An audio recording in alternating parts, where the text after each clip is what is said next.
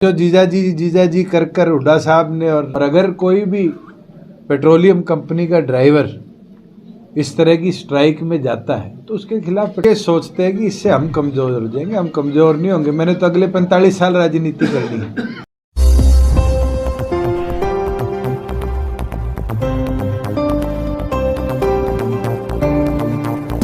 पहले तो मैं सभी को, देशवासियों को 2024 इस नव वर्ष की बहुत बहुत शुभकामनाएं देता हूँ और परमात्मा ये वर्ष सबके परिवार में तरक्की समृद्धि लाने का काम करे और देश जिस तरीके से बढ़ रहा है, देश की प्रगति के अंदर भी प्रत्येक नागरिक अपनी हिस्सेदारी को बढ़ाकर देश को आगे ले जाने का काम करे।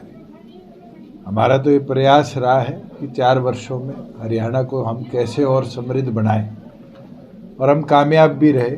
चाहे वो टैक्सेशन के अंदर हरियाणा प्रदेश बड़े राज्यों में प्राथमिक नंबर पर आज पहुंचा है।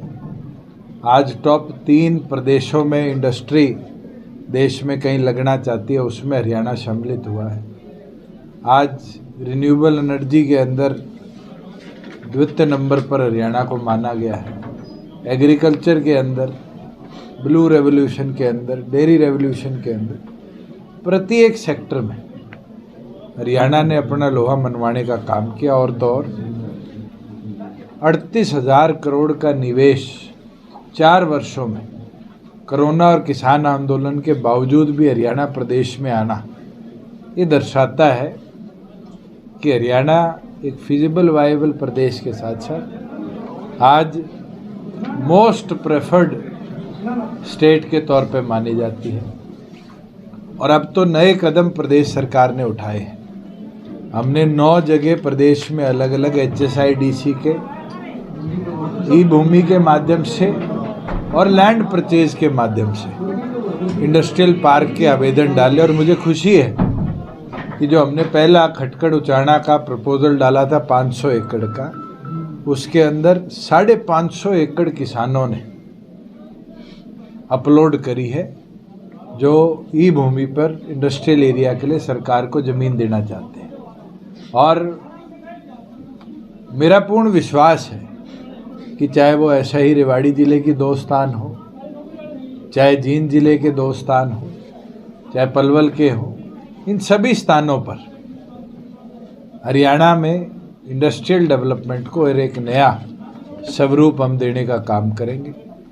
हमने पीछे पद्मा योजना को लॉन्च किया था 2 तरीके से, एक स्टेट इंफ्रास्ट्रक्चर डेवलपमेंट की तौर से, एक प्राइवेट इंफ्रास्ट्रक्चर। और आज खुशी के साथ कह सकता हूँ कि दोनों स्कीम्स पब्लिक के लिए इशू कर दी गई है। और जैसे जैसे केसेस पद्मा के आएंगे, साथ के साथ पद्मा योजना में हम इंडस्ट्रियल सेक्टर्स को अप्रूवल भी देंगे और उनको आगे ले जाने का काम भी करेंगे। एक कदम और हम उठाने जा रहे हैं, जिस हिसाब से पायलट ट्रेनिंग को बहुत बड़े लेवल पर प्रेफरेंस दी जा रही है।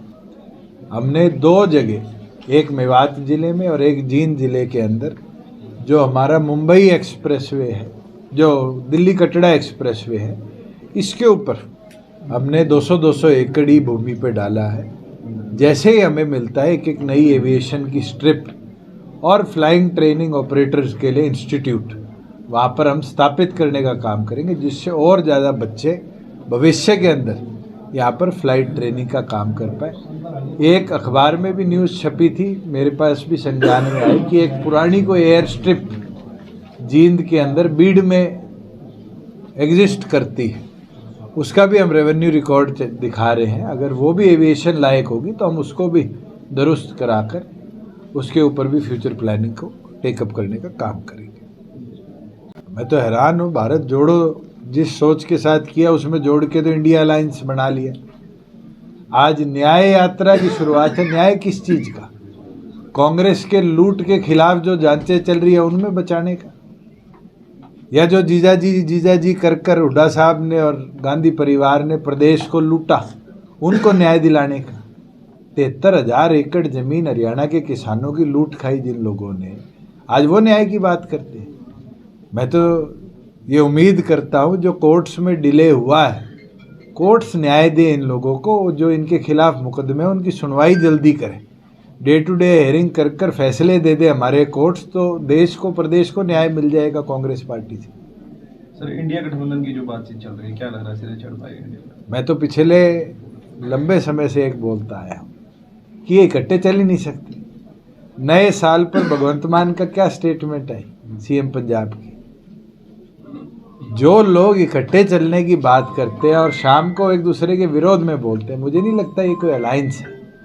ये तो अलायंस ऑफ इमरजेंसी नहीं है, ये अलायंस ऑफ इमरजेंसी है, जो अपने आप को बचाने के लिए अलायंस की बात कर रहे हैं। Thank you sir. देखिए, कानून में बदलाव समय की मांग थी। गवर्नमेंट ऑफ इंडिया ने तीनों लॉ सीआरपीसी आईपीसी को बदलकर 3 नए कानूनों में लाने का काम किया। उसके अंदर स्ट्रिंजेंट सजाएं भी हैं। हिट एंड रन को एक अकेला ट्रक ड्राइवर तो नहीं करेगा। आज हिट एंड रन के अंदर तो स्कूटर भी इन्वॉल्व आ जाते हैं। आज हिट एंड रन के अंदर बस भी इन्वॉल्व हो जाती है। हिट एंड रन के अंदर गाड़ियां भी इन्वॉल्व हो जाती हैं। आज उन परिस्थिति के अंदर कोई भी व्यक्ति अगर कुछ चोटिल हो जाता है, गलती से दुर्घटनाग्रस्त हो जाता है, उसका मदद करता है, तो ये कानून में उसके लिए अलग परिभाषा है। और कोई चोट मार के मरतावा लावारिस छोड़ के भाग जाता है, उसके लिए अलग प्रावधान है। मेरे पास सुबह जरूर कई तरफ से फ़ोन आए कि डीजल की किल्लत हो जाएगी, पेट्रोल की किल्लत हो जाएगी। हमने डायरेक्टर फूड सप्लाईज की ड्यूटी लगा दी है कि 22 के 22 जिलों में किसी भी प्रकार का पैनिक ना फैलने दे, और सारे जितने हमारे पेट्रोल पंप्स हैं उनको आदेश भी जाहिर कर दिए कि पर्याप्त मात्रा में फ्यूल की स्टोरेज करी जाए। और अगर कोई भी पेट्रोलियम कंपनी का ड्राइवर इस तरह की स्ट्राइक में जाता है तो उसके खिलाफ पेट्रोलियम कंपनी को लिखित में दे दे कि आने वाले भविष्य में उसकी सर्विसेज, क्योंकि ये बाउंड कॉन्ट्रैक्टेड सर्विसेज है, इमरजेंसी एसेंशियल सर्विसेज है, इसमें विरोध कोई करेगा तो उसके खिलाफ भी कार्रवाई। चलो, हमें चिंता नहीं है कि कौन हमारे लिए क्या बोलता है। हम अपना काम कर रहे हैं। जनता ने वोट का अधिकार से, वोटों के मतों से जिताने का काम करना। मैं तो नव वर्ष पे यही संकल्प लेकर आगे बढ़ा हूँ कि सिर ठंडा मुंह मीठा, पाँव की रफ्तार और पार्टी का प्रचार, इन 4 चीज़ों को लेकर प्रदेश में जननायक जनता पार्टी आगे बढ़ेगी। जनता ने तो 11 महीनों में 10 विधायक चुनकर दिए थे। जनता का प्यार होगा तो मुझे नहीं लगता कि कोई ताकत भी किसी को रोक पाए। INLD party sir CM candidate Uchana को देने का, चलो, मैं तो कहता हूँ सारी पार्टियां उतार दें। उचाना तो हॉट सीट है 4 साल से। जब से मैं चुनाव जीता हूँ, हर आंदोलन का एपिसेंटर किसी को बनाने का प्रयास किया जाता है तो उचाना को है, और ये टारगेटेड है। लोग ये सोचते हैं कि इससे हम कमज़ोर हो जाएंगे। हम कमज़ोर नहीं होंगे। मैंने तो अगले 45 साल राजनीति करनी है। आज तो 35 का हुआ हूँ, 80 तक तो राजनीति करूँगा। अगले 45 साल राजनीति के लिए ना मुझे घबराने की जरूरत। कोई आएगा, राजनीति है। राजनीति में एमएलए एमपी तो वोटों के जुड़ाव से बनता है।